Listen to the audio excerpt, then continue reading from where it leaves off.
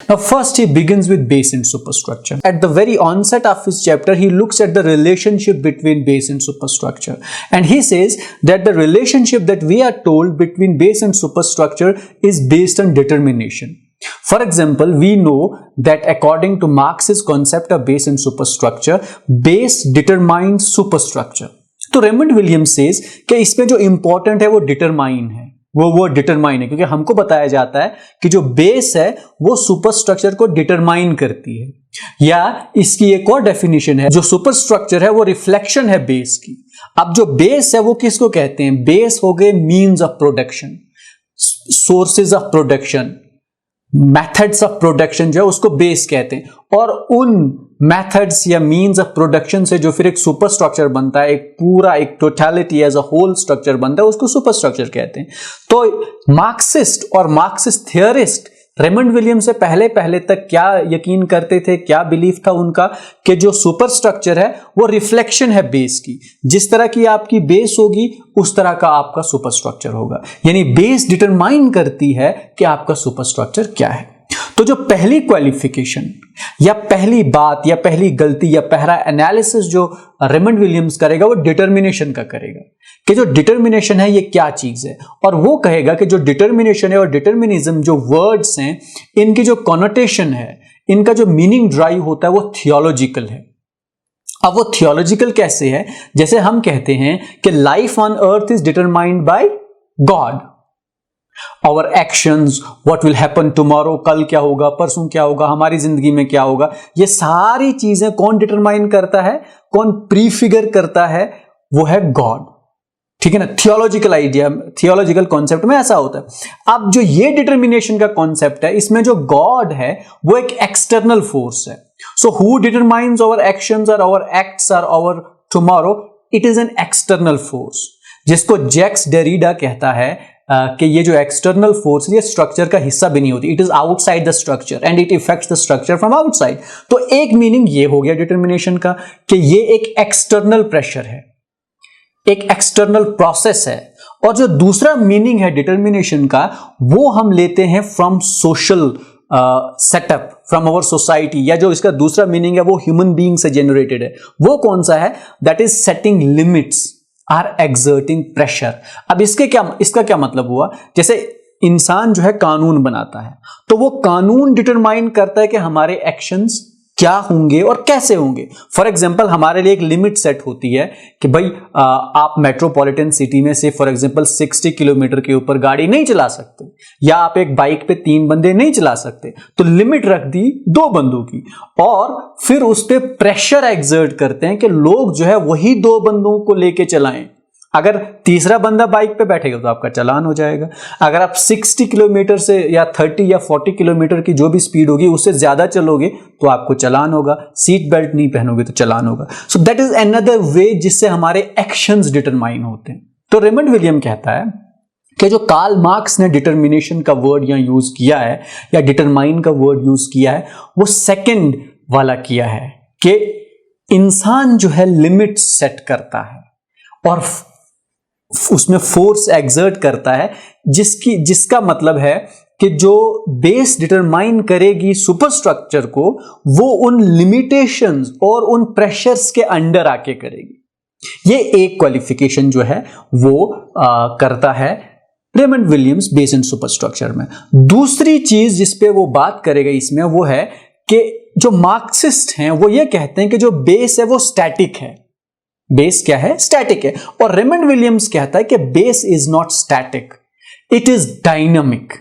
तीसरा वो कहता है कि जो सुपरस्ट्रक्चर है वो एग्जैक्ट रिफ्लेक्शन है बेस की, और वो कहता है कि जो सुपरस्ट्रक्चर है वो एग्जैक्ट रिफ्लेक्शन बेस की नहीं है। ये 3 चीजें वो 3 क्वालिफिकेशन शुरू में करता है या 3 गलतियां निकालता है। जैसे वो कहता है कि बेस स्टैटिक नहीं है, कहता है कि जब हम बेस की बात करते हैं तो we are not talking about a state but we are talking about a process. क्योंकि जब आप बेस को डिफाइन करते हैं कि base is the modes of production, base is the means of production, are productive forces. So if they are productive forces, a productive force is not a state. So if it is not a state, ये कोई situation थोड़ी होती है, बल्कि ये process होता है। Productive forces का एक प्रोसेस होता है जिसमें बहुत सारी चीजें जो है मिलके उस प्रोडक्टिव फोर्स को आगे चलाती हैं, और उसमें एक्टिविटीज होती हैं। अगर उसमें एक्टिविटीज होती हैं तो वो स्टैटिक नहीं हो सकती है, it has to be dynamic. That is one qualification that he makes in context of base. Second thing he talks about is this relationship between base and superstructure, and this relationship between base and superstructure he says that is not direct. इसमें इतनी directness नहीं है. Superstructure is not exact reflection of base. He says that there are some qualifications to be made in it, और इसमें जो changes है या जो इसको even Karl Marx खुद he did not accept the notion that the relationship between base and superstructure is direct, or superstructure is the exact reflection of base. He said that there are many occasions or many activities in the in the production process जिनका relationship जो है base और superstructure के बीच direct नहीं होता है. For example, he gives an example of philosophy. Now philosophy is something which is far removed from base, क्योंकि base जो है उसको आपने याद रखना है कि जब आप मार्क्सिज्म पढ़ेंगे तो in Marxist studies base means economic forces, productive forces which are economic in nature, which are financial in nature. But philosophy has got nothing to do with economics. It has got nothing to do with economy. It has nothing to do with financial changes.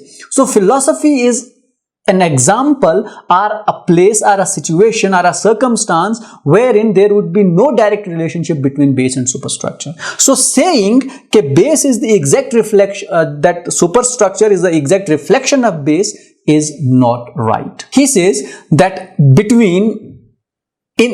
instead of using this reflection, that superstructure is the reflection of base, we can have the notion of mediation.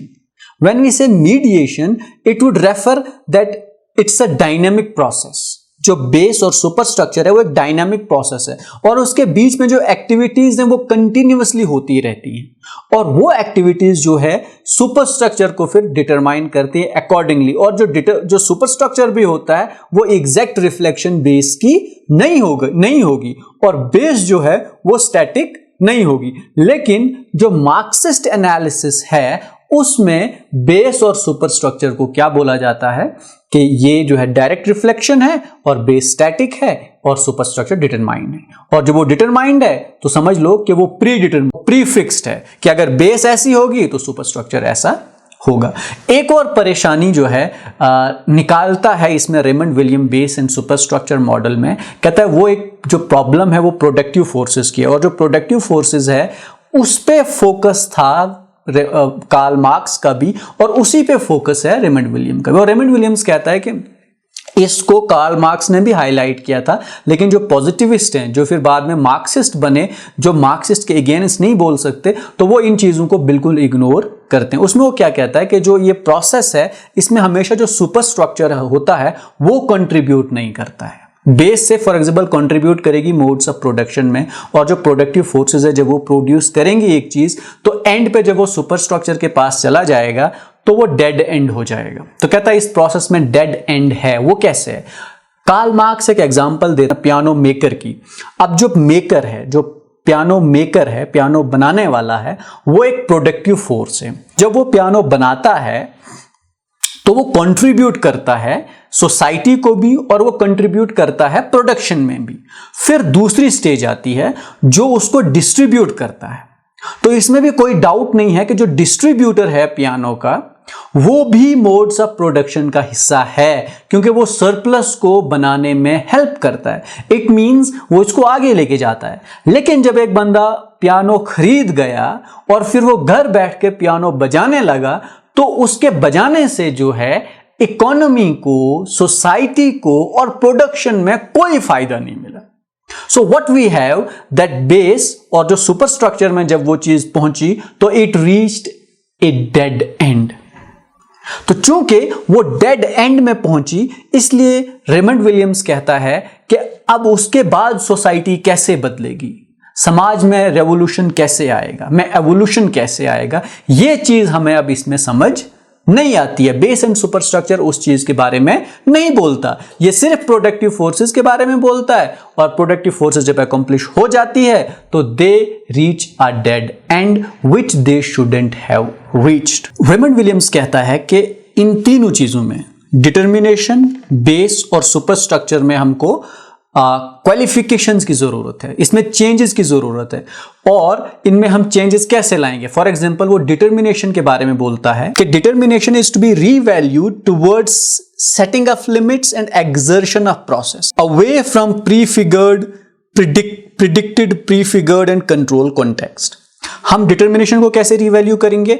Towards setting of limits and exertion, जो कि Karl Marx ने use भी किया था, बजाय इसके कि जैसे लोग कहते हैं कि डिटर्मिनेशन का मतलब है प्रीफिगर्ड। जैसे जब वो बोलेंगे कि स्ट्रक्चर जो सुपर स्ट्रक्चर जो है रिफ्लेक्शन है बेस की, तो that would be prefigured, this reflection is prefigured, ठीक है ना, this reflection is predicted and this reflection is static. तो वो कहता है कि हमको इस डिटर्मिनेशन के नोशन को इस चीज से बाहर निकालना है। वो कहता है कि हमको सुपर स्ट्रक्चर को कैसे रीवैल्यू करना है? Super structure is to be revalued towards a related range of cultural practices away from reflected, reproduced or specifically dependent context। उसको हम कैसे रिवैल्यू करेंगे कि हम ये नहीं बोलेंगे कि super structure is a reflection of society, reflection of base. We have to avoid this argument अगर हमने इस मॉडल को आगे लेके चलना है। अगर नहीं लेके चलना है तो it's a dead model which we can stop here, but if it is to be continued then it needs to be revalued and super structure is to be revalued to the extent that it is not any exact reflection of base, but it incorporates within itself a range of cultural practices, those direct and indirect। दोनों चीजें जब इसमें accommodate होंगी तो it is at that point of time कि हम एक culture को अच्छे से स्टडी कर पाएंगे। फिर हमको बेस को रिवैल्यू करना है। Base is to be revalued away from the notion of fixed economic और technological abstractions and towards specific activities of men in real social and economic relationships containing fundamental contradictions and variations and therefore away always in a state of dynamic process। Briefly हमने base को कैसे revalue करना है? Away from its static nature to a dynamic nature. और इसको सिर्फ modes of production तक नहीं सीमित करना है, बल्कि इसको एक्टिविटीज ऑफ मेन में लेके जाना है। और जो रेमंड विलियम्स कहता है जो ग्रेटेस्ट प्रोडक्टिव एक्टिविटी है वो एक पियानो बनाना नहीं है, एक गाड़ी बनाना नहीं है, बल्कि that is making a human being.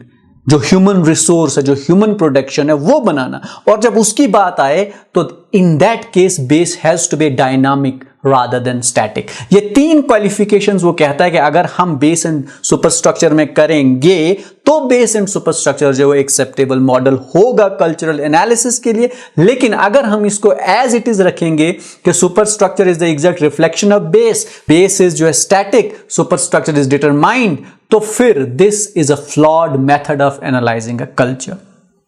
Then he says that if we do not make qualifications to base and superstructure model, the other model that exists in front of us is the totality, is the model of totality।